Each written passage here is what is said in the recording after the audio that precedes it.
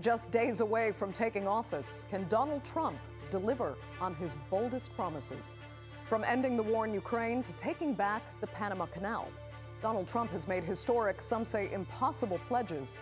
But what really is attainable with a leader as unconventional as the incoming U.S. president? I'm Andrea Sankey, and today's Newsmaker is Donald Trump.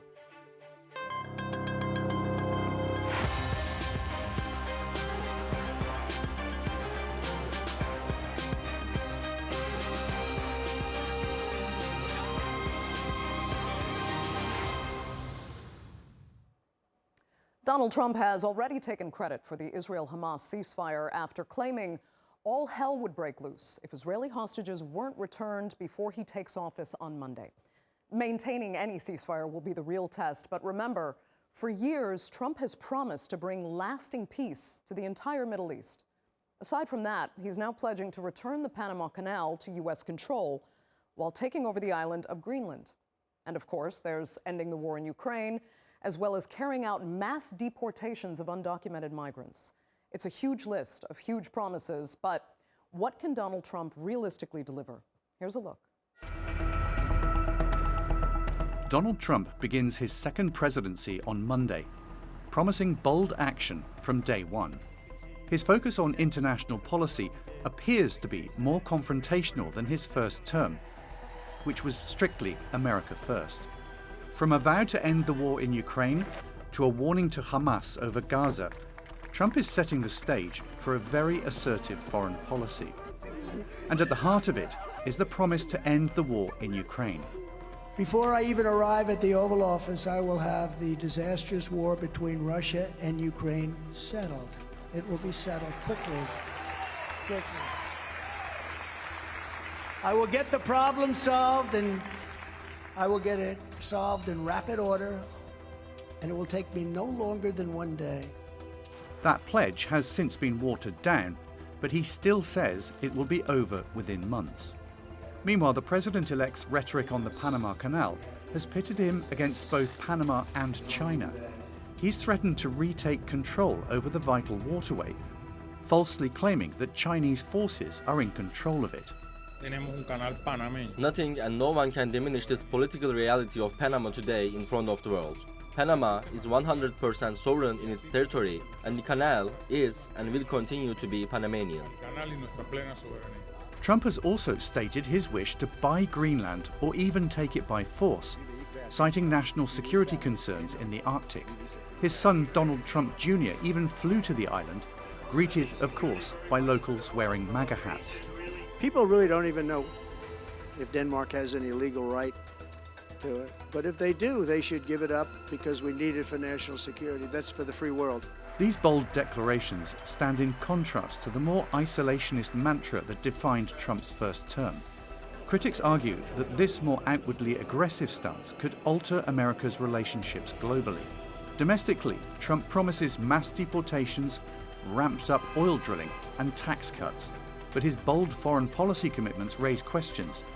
Are they feasible or simply bluster? I think that you might even see some pulling back of some commitments. Of course, there's been a lot of talk about Ukraine, maybe also Iraq and Syria. We should keep in mind that although Trump's rhetoric has been very aggressive, his actions during his first term were very restrained. He only used military force once. That was against that Syrian air base.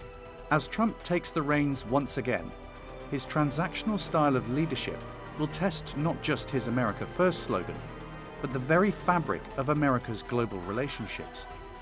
The question is, at what cost? So what can Trump really do, and how might the rest of the world have to deal with it? Well, joining me now to debate that and more are from Brno Chechia, Republican Overseas Vice President for Europe, Roger Johnson, and from Atlanta, Georgia, political strategist and attorney, Chris Bruce. Thanks both so much for being with me. It's kind of hard to know where to start here because so much has been promised, and most of it will have a pretty profound impact. But let's start, I guess, with the war in Ukraine, because Trump had said, day one of his term, a deal would be done as if it were already in the works. And now he's saying first 100 days, that's fine. Still, Chris, you don't think he can do it. So tell us why not. Well, this is going along with what Trump has been doing his entire political career. He's made promises, several promises that have never come to fruition. So let's remind everyone internationally, not just the American people, of the border wall. He promised a border wall with Mexico that Mexico was supposed to pay for. That happened in 2016. We do not have a border wall that's completed along Mexican lines. And now to jump into Ukraine, something that he has not been familiar with besides the briefings that he's seen on Fox News. So he does not know the complexities that go along with Ukraine and everything else that happens within the European theater. Let's make sure that we are clear about this. This is not something that you can just jump in and say, hey guys, come to an agreement and be peaceful about it.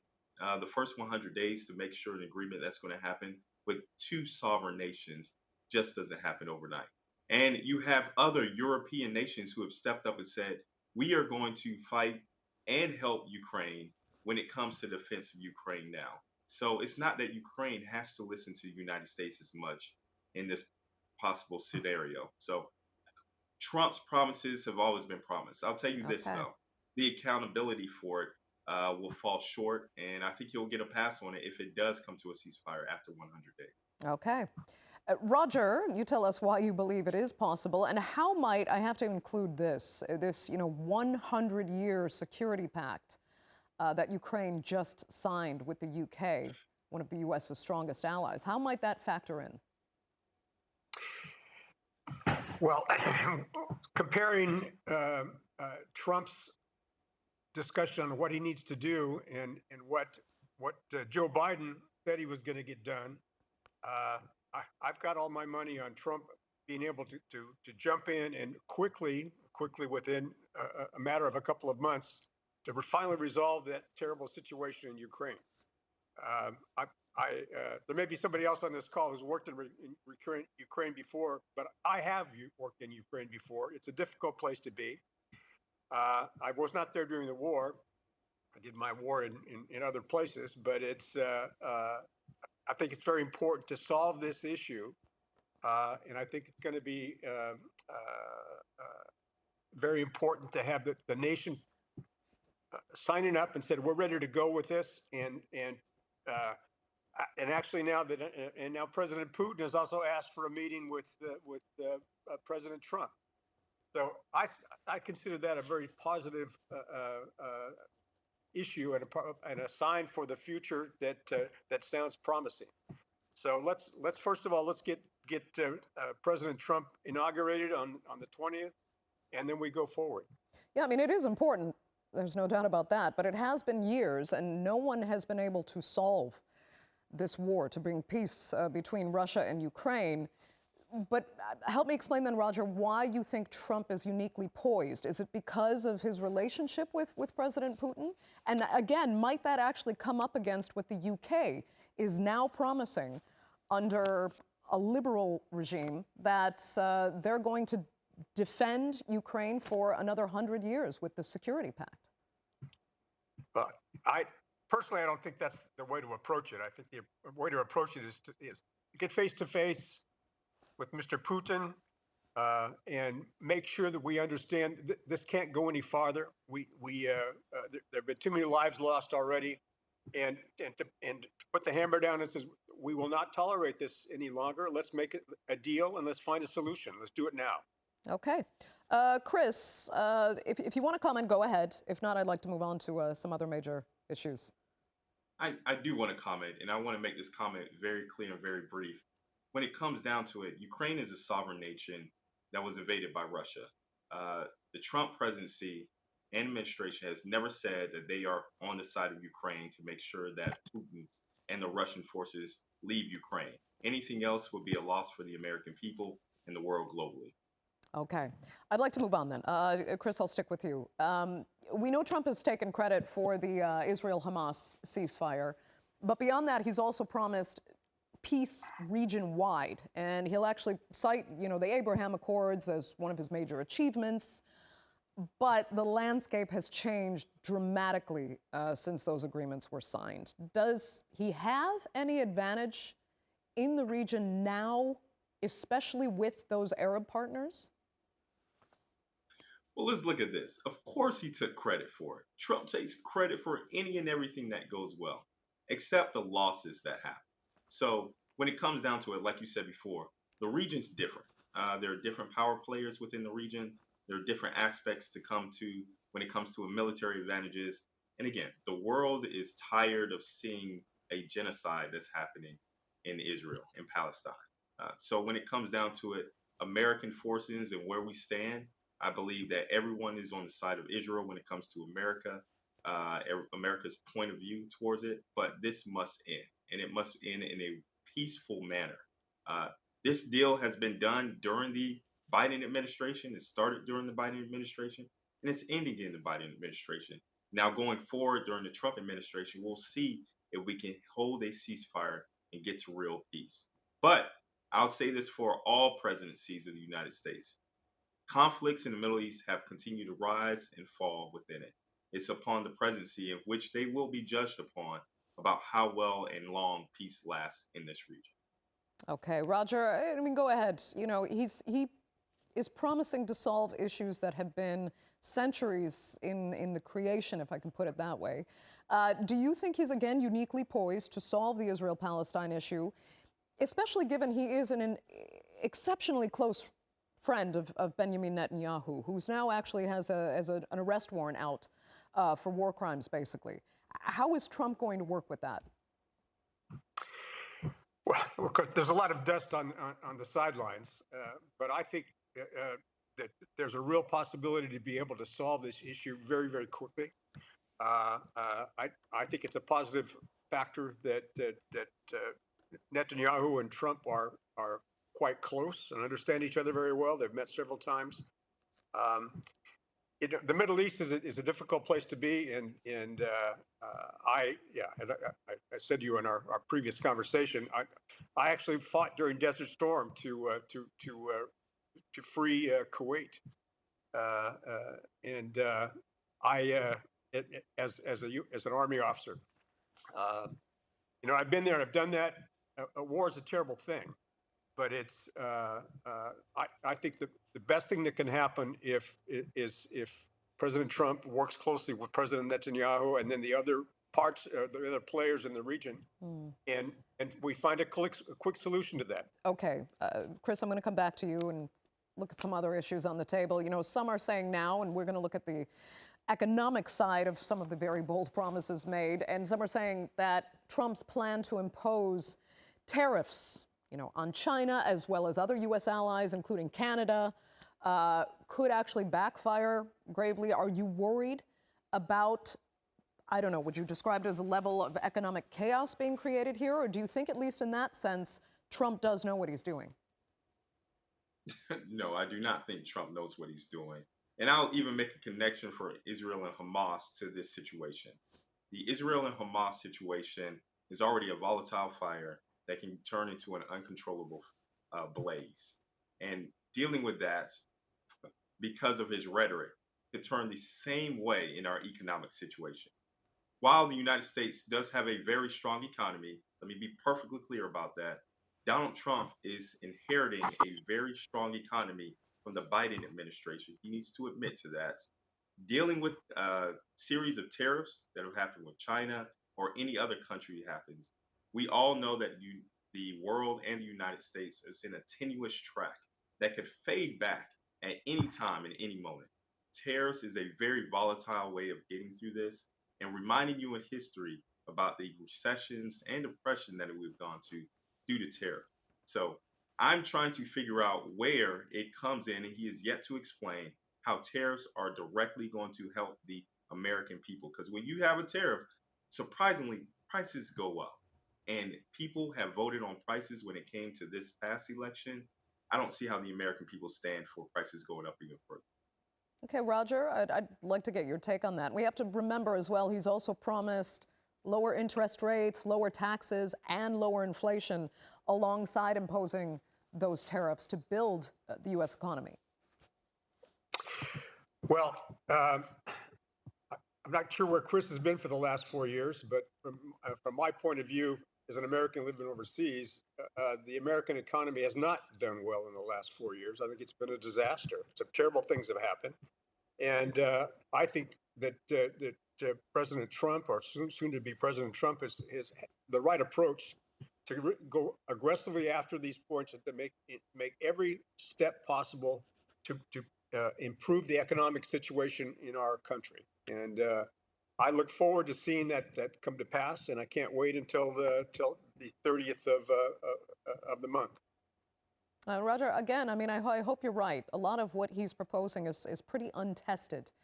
So we'll have to see, because if it doesn't work out, it could get, I'm not sure I have a word to describe it right now. But Roger, I'll stick with you, because I'd like to look at, again, the larger kind of international geopolitics here.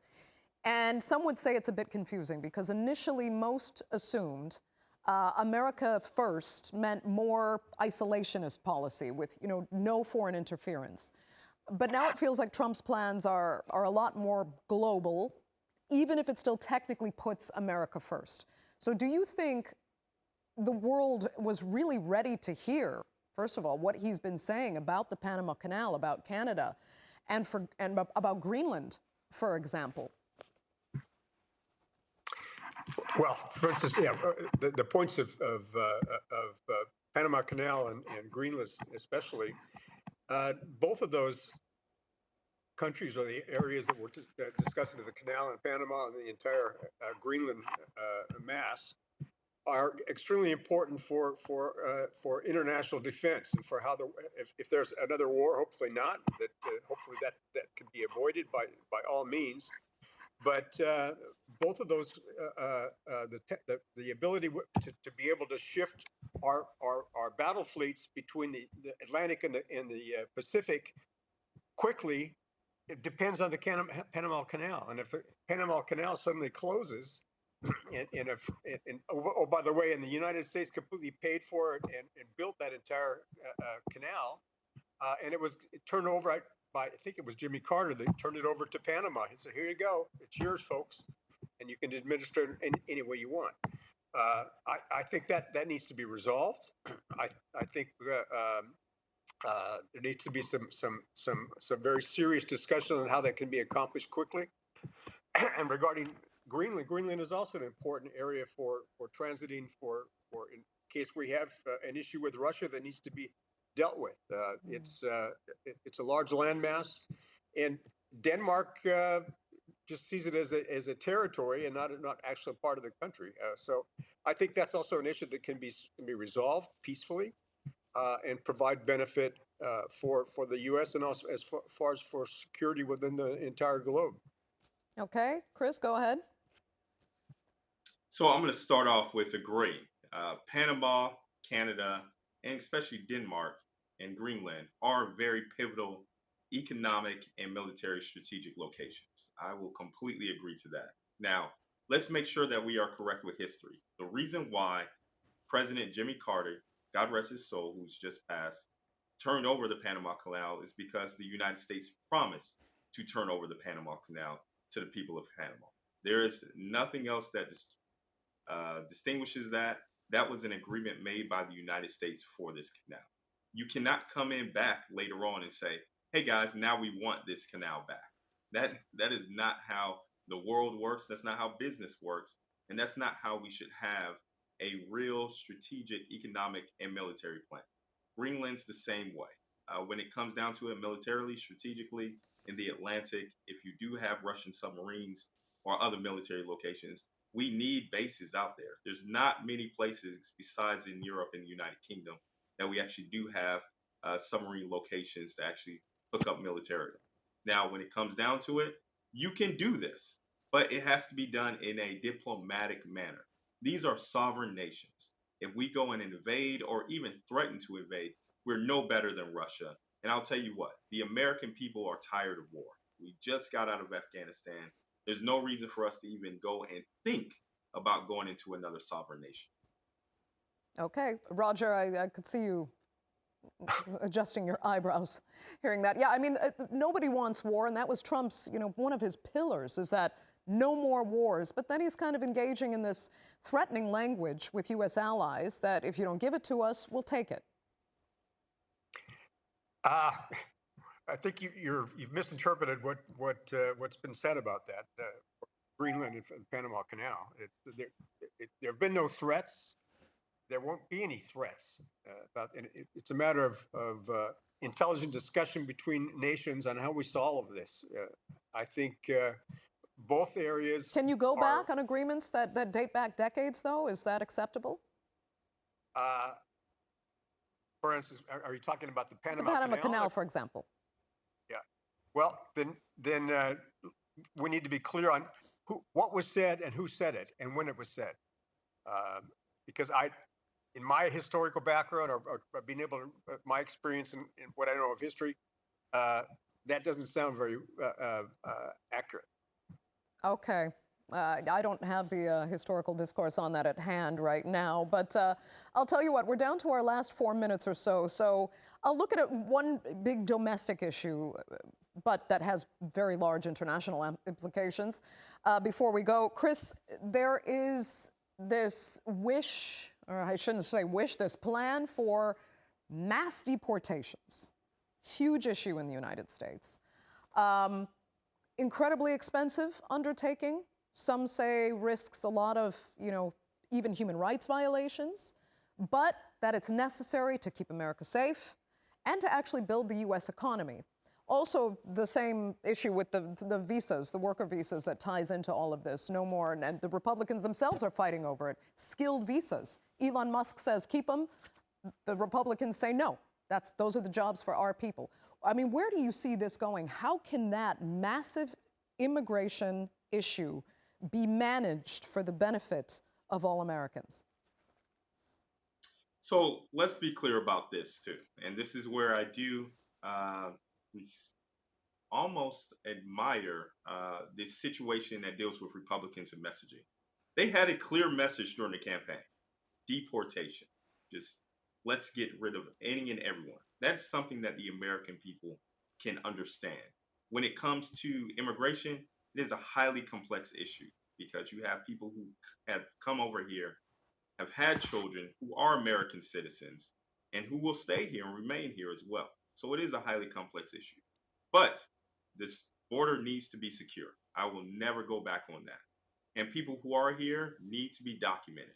What we do with them is another question. As you said, it will cost a lot of money to export people. And let's be real about this. A lot of these individuals do jobs that Americans do not want to do.